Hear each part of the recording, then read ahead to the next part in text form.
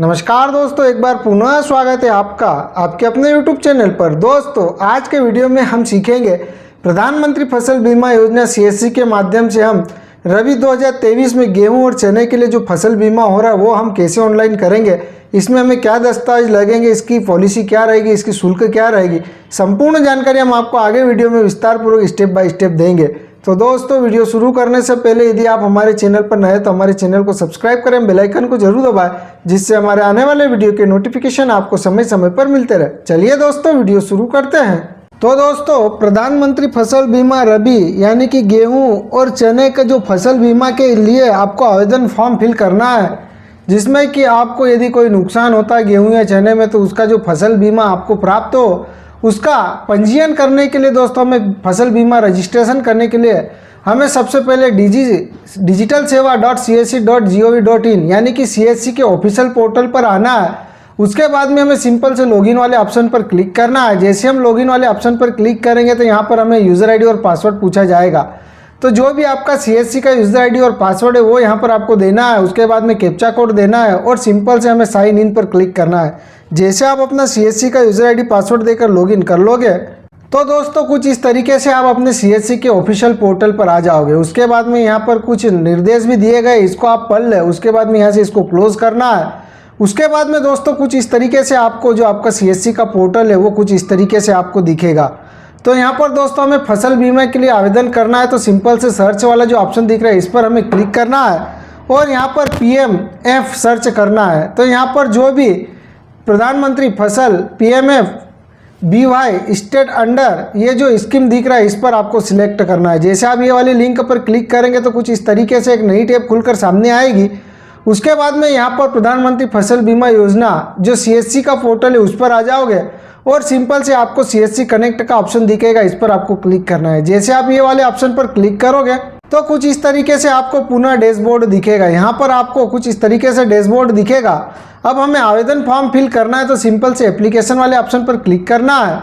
उसके बाद में दोस्तों यहाँ पर आप अपना स्टेट का चयन कर ले, आप कौन सी स्टेट के हैं। उसके बाद में यहाँ पर खरीफ और रबी 2023 और खरीफ 2023, तो यहाँ पर हमें रबी 2023 के सामने जो प्रधानमंत्री फसल बीमा योजना का ऑप्शन दिख रहा है इस पर हमें सिंपल से क्लिक करना है। जैसे ये वाले ऑप्शन पर क्लिक करेंगे और जैसे हम सबमिट पर क्लिक करेंगे तो कुछ इस तरीके से आपको पुनः डैशबोर्ड दिखेगा। यहाँ पर आप जो है CSC से कनेक्ट हो गए।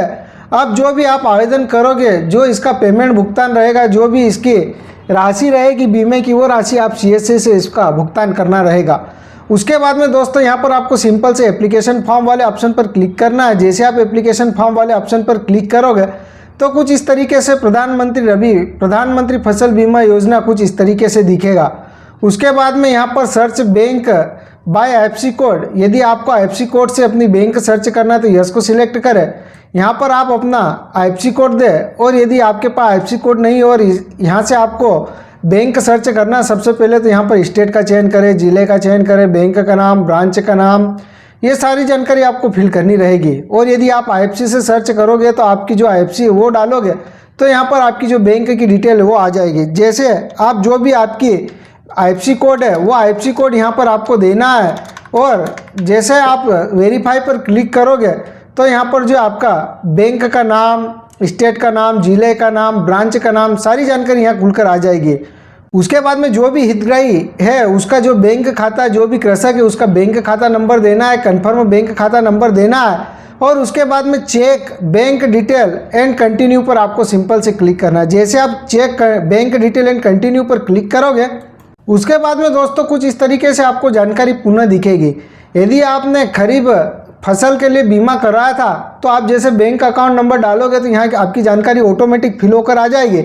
और यदि आपने खरीफ फसल बीमा के लिए आवेदन नहीं किया था तो यहाँ पर सबसे पहले नेम एज पर पासबुक, जो आपकी पासबुक में नाम है वो देना है और नेम एज पर आधार, तो यहाँ पर जो आधार कार्ड में नाम है वो देना है। उसके बाद में दोस्तों यहाँ पर पासबुक में और आधार कार्ड में नाम सेम होना चाहिए तभी आपका आवेदन होगा, अन्यथा आपका आवेदन नहीं होगा। यदि आपका पासबुक में और आधार कार्ड पे नाम अलग अलग है तो आप अपने नज़दीकी बैंक में जाकर अपना खाता KYC करवा लें ताकि आपका नाम सेम हो जाए। उसके बाद में यहाँ पर आपको आधार नंबर देना है और सिंपल से वेरीफाई पर आपको क्लिक करना है। जैसे आप वेरीफाई पर क्लिक करोगे तो दोस्तों आपकी जो जानकारी यहाँ पर राइट टिक आ जाएगा, आपका आधार कार्ड के अनुसार जो बैंक के अनुसार नाम और आधार के अनुसार नाम यहाँ पर है वेरीफाई हो जाएगा। उसके बाद में यहाँ पर आपको पिता का नाम, माता का नाम, जिसका भी देना वो रिलेशन टाइप सिलेक्ट कर लेना। उसके बाद में यहाँ पर रिलेटिव का नाम, माता है पिता का नाम देना है वो नाम दे, मोबाइल नंबर दे, उम्र दे। उसके बाद में जेंडर, कैटेगरी, फार्मर कैटेगरी यहाँ पर आपको सिलेक्ट कर लेना है। तो यहाँ पर आपको ओनर सिलेक्ट कर लेना है। उसके बाद में फार्मर टाइप, आपका जो ज़मीन है वो आपकी खता खसरा नकल के अनुसार आप चेक कर ले, आपकी ज़मीन स्मॉल है, माइग्रेनल है या फिर अदर है। तो जो भी है वो ज़मीन यहाँ पर आपको सिलेक्ट कर लेना है। उसके बाद में स्क्रॉल कर नीचे आना है। उसके बाद में दोस्तों यहाँ पर जो भी आपका पता है वो पता देना है, जिसमें सबसे पहले स्टेट, डिस्ट्रिक्ट, सब डिस्ट्रिक्ट, गांव का नाम, पिन कोड और जो पूरा पता है वो देना है। और उसके बाद में यहाँ पर डिक्लेयर्ड नॉमिनेटर लेटर पर क्लिक करना है या आपको नॉमिनी डिटेल डालनी है। तो ये जो डिक्लेयर्ड नॉमिनी लेटर लिखा है ये इस पर आपको क्लिक करना है। और उसके बाद में जो भी नॉमिनी है उनका नाम देना है, नॉमिनी की उम्र देनी है और नॉमिनी से आपका क्या संबंध है वो देना है, नॉमिनी का एड्रेस देना है। और यदि आप नॉमिनी की जानकारी नहीं देनी चाहते हैं तो यहाँ पर राइट चेक बॉक्स पे आपको क्लिक कर दोगे तो आपकी नॉमिनी की डिटेल नहीं शो होगी। और यदि आप अपनी नॉमिनी की डिटेल देना चाहते हैं तो दोस्तों आप नॉमिनी की डिटेल दें ताकि आपको कोई दिक्कत ना हो।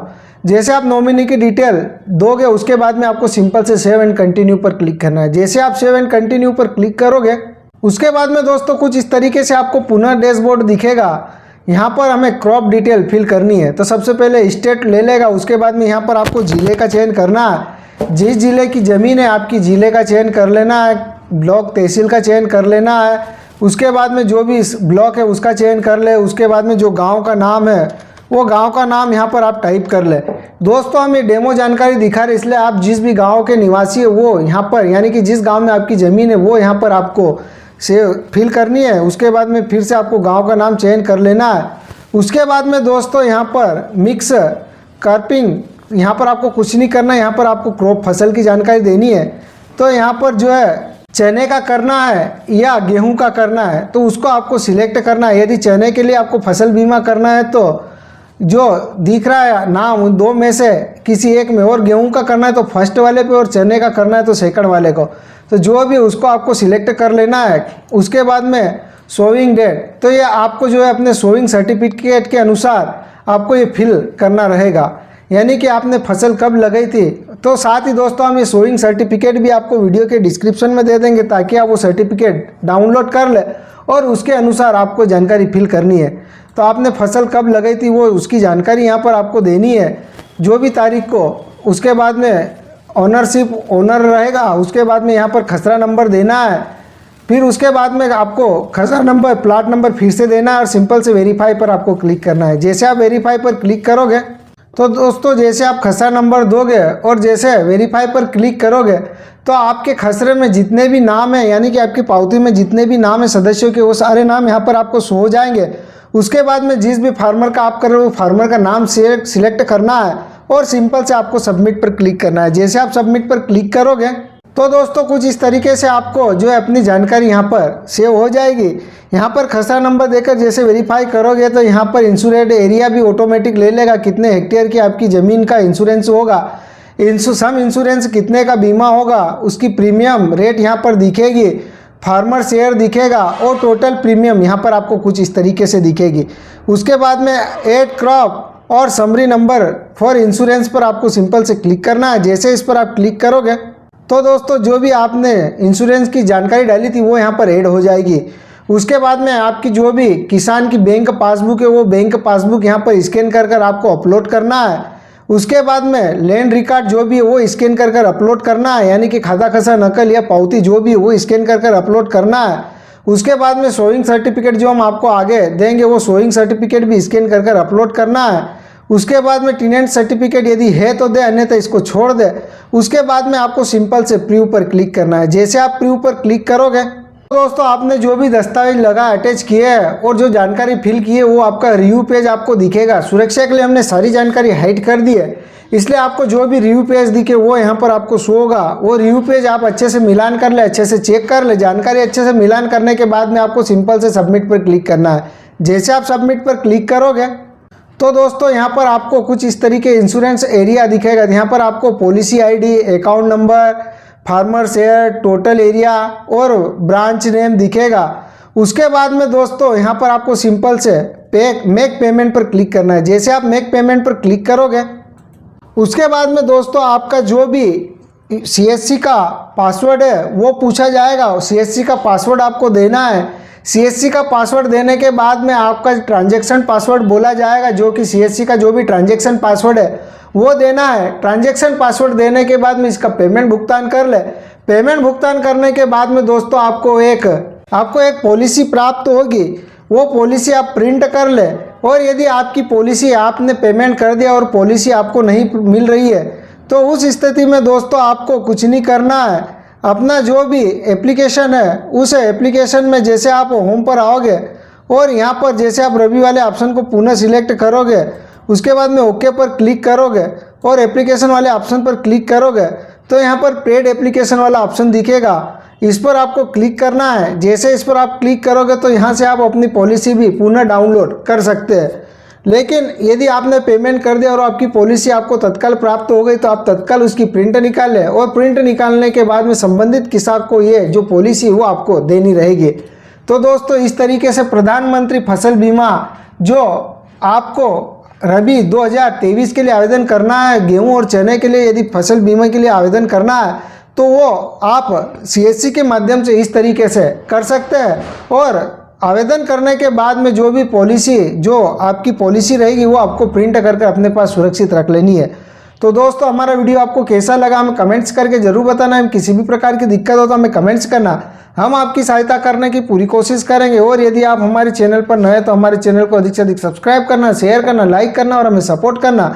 तो दोस्तों इस वीडियो में इतना ही, मिलते हैं अगले वीडियो में कुछ नए के साथ। तब तक के लिए जय हिंद, वंदे मातरम।